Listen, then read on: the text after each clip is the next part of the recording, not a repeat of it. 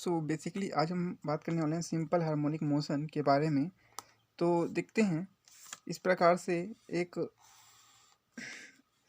दृढ़ आधार के साथ एक पिंड लटकी हुई रहती है ऐसी, ठीक है। तो ये जो पॉइंट होती है जिसके साथ ये लटकी होती है उसको कहते हैं निलंबन बिंदु। इसको प्रेजेंट करते हैं एस से, ठीक है। इस प्रकार फिर उसमें क्या करेंगे, थोड़ा सा फोर्स अप्लाई करेंगे या उसको किसी अदर वे से खींचते हैं तो वो इस प्रकार से अपनी पोजीशन को चेंज कर लेती है। तो ये जो पॉइंट आती है यहाँ पे इसका संपूर्ण द्रव्यमान केंद्रित मानते हैं, उसको कहते हैं गुरुत्व केंद्र। तो सबसे पहले देखते हैं एस, जिसको कहते हैं निलंबन बिंदु।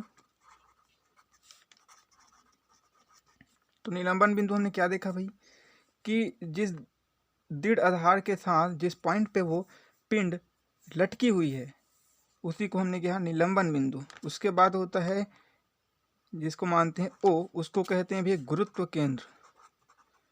तो गुरुत्व केंद्र क्या है भाई, तो गुरुत्व केंद्र वो पॉइंट है जिस पे हम उस पिंड के द्रव्यमान को केंद्रित मानते हैं। तो इस प्रकार से एक गोले का संपूर्ण द्रव्यमान उसके गोले के केंद्र पे रहेगा, तो हम इसको जो है गुरुत्व केंद्र कहेंगे।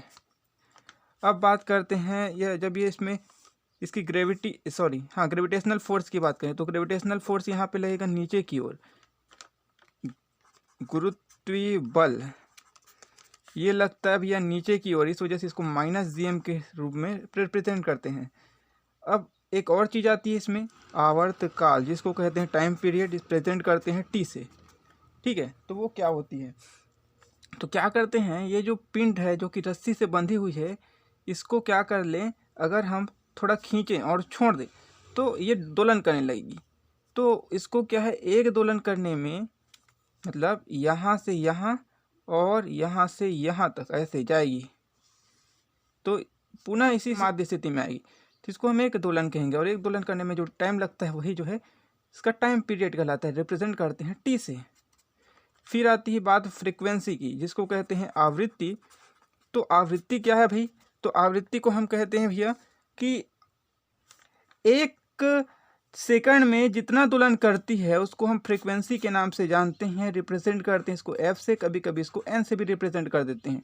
भाई टाइम को हम सेकंड से मेजर करेंगे और इसका आवृत्ति का मात्रक होता है हर्ट्ज, जिसको एच से रिप्रेजेंट करते हैं। इस प्रकार से हम कुछ चीज़ इसमें बेसिकली देखते हैं। पहली भी जो है वो है निलंबन बिंदु, दूसरा है गुरुत्व केंद्र, तीसरी को हम जो है कहते हैं गुरुत्वीय बल, और चौथी आती है आवर्तकाल, और पांचवी आती है फ्रीक्वेंसी, और साथ ही साथ एक और आता है उसको कहते हैं बल नियतांक। पिंड की लंबाई में एकांक वृद्धि करने के लिए आवश्यक जो फोर्स होती है उसी को बल नियतांक कहते हैं, के से रिप्रेजेंट करते हैं ऐसे ही, ठीक है। इस प्रकार से सिंपल हार्मोनिक मोशन में ये चीज़ें निकल कर आती है।